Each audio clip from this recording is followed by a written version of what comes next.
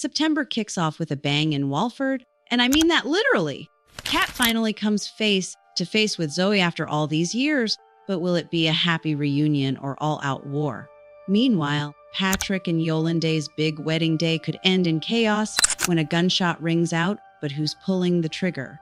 Stick around for all the EastEnders spoilers for 1st to 4th September, and don't forget to hit subscribe for more drama every week. 3 EastEnders spoilers next week. 1.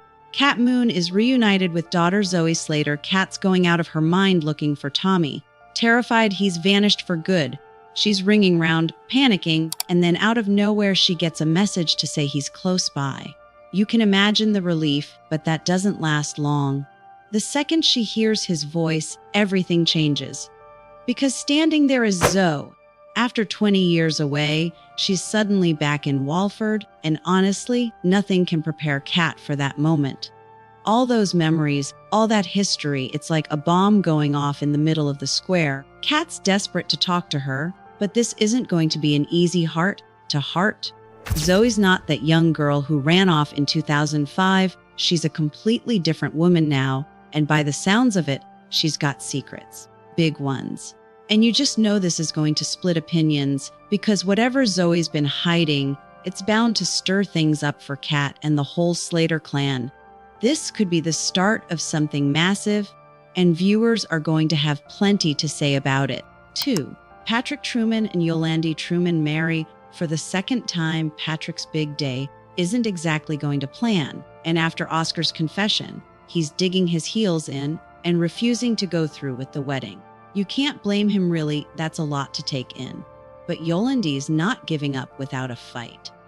With a little push from Denzel, she's determined to make this day happen no matter what. Meanwhile, Denise and Kim are running around behind the scenes, trying to keep everything on track, even though deep down they're bracing themselves for a no-show. So when Patrick and Yolande finally walk in looking head over heels, the relief is huge. The wedding's back on, and for a moment, it feels like the happy ending they deserve.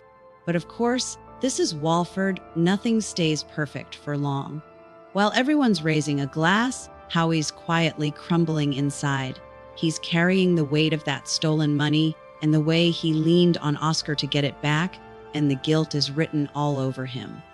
You just know this is going to blow up at some point, and it could ruin more than one relationship when the truth comes out. And just when you think the drama's settling down, we hear there's another tragedy lurking in the shadows, and it all kicks off at the Vic. Honestly, this could be one of those weddings people talk about for years. 3. A life hangs in the balance after a gunshot rings out in Albert Square. Jack's world turns upside down when Oscar rocks up with a gun in his hands, and you can imagine the horror on his face. Oscar's desperate, begging Jack to help him get rid of it, and that alone is a huge red flag. But this is Walford, and secrets don't stay quiet for long. Ravi overhears every word, and that's where things really start to spiral. Next thing we know, Ravi's breaking into No. 27 to grab the gun back, thinking he can tidy up his mess, but the last person he wants catching him is Denise, and of course, she clocks him sneaking out. You can just feel the tension building here, because when she tells Jack, it all explodes.